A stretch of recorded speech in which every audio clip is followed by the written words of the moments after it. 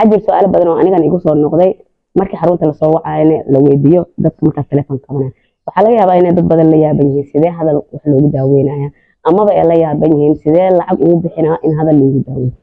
hadalka macnihiisa waa kala baxaa markii hadal la dhahayo way badan tahay marka hadal dhahaayana laba mid ay noqonay midna horta waa inaa adiga hadashid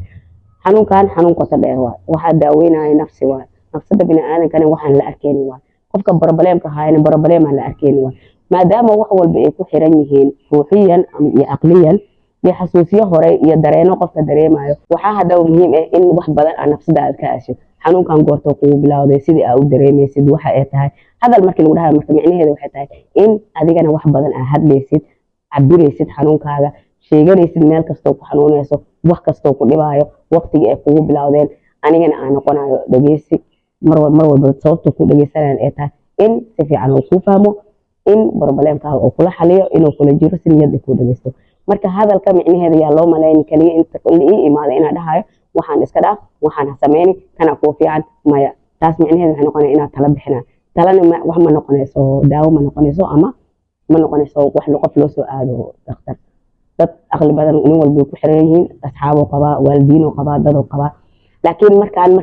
cilmi ahaan ay noqonayso waxay tahay wax laga hadlayo exactly waa wax aan dadka qof kasta u sheegan karin ama markii loo oo sheegto uusan fahmaynin ama asaga noloshiisa caqabado ku hayo waxa laga yaabaa inaa iska arkeen qof qoslaayo qof iska baashaala laakiin gudihiisa ay wax badan ku dhex jiraan dagaal badan struggle badan ceeb badan ciil badan xanaaq badan iyo waxyaabo badan oo la soo koobi karin xataa xanuunada nafsiga depressionka walwalka iyo dadka shakiga qabo weysada iyo salaada iyo dahaarada iyo ku celcelin iyaga naftirkooda meel ay ku nafisaan ku cabiraan dhibka ay dareemayaan way u baahan yihiin sababtoo waxa laga yaabaa in badan in iyaga isku cariirinayaan bulshada ay ku cariirinayaan in waxaan ay yihiin dhibaatooyinka xagga diinta balse waxa laga yaabaa qofkan diiniyan inuu kaaga dhow yahay ilaahay am istighfaartiisa ilaahay kaaga dhow yahay waxa ka wada inuu diiniyan ka istighfaar badan yahay ka alla bari badan yahay marka macnaheeda qofka markuu hadlaayo waxay tahay wuxuu sheegayaa oo ama cabiraya dhib kasto nafsadiisa haysto aniga waxa diyaar waa inaan ka dhageysto markii aan ka dhageystana inaan dhageysi kaliya uu koobin waxaan waxay yihiin inaan qofka fahamsiiyo la socotiinba wax markaa taqaanid iyo markaa fahamsantahay aad u kala duwan yihiin qofka bini'aadamka wuxuu u baahan yahay xanuunka wuxuu yahay in la fahamsiiyo markii la fahamsiiyo kadib haddii daawo uu rabay daawo in laga siiyo yani haddii daawo ay ku habboon tahay in daawo la siiyo haddii kalena haddii ay ku habboon tahay in daawo iyo hadal oo isla qaato ama ka sheekeeyo waxyaabo badan waa mahadsantiin assalaamu calaykum waraxmatullahi wabarakaatu halkani waa xarunta Carefasol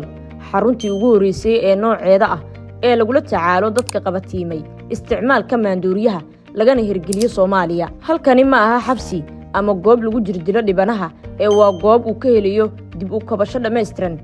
waxaan sidoo kale u sameynaa bukaanka wacyigelin nafeed tababaro xirfadeed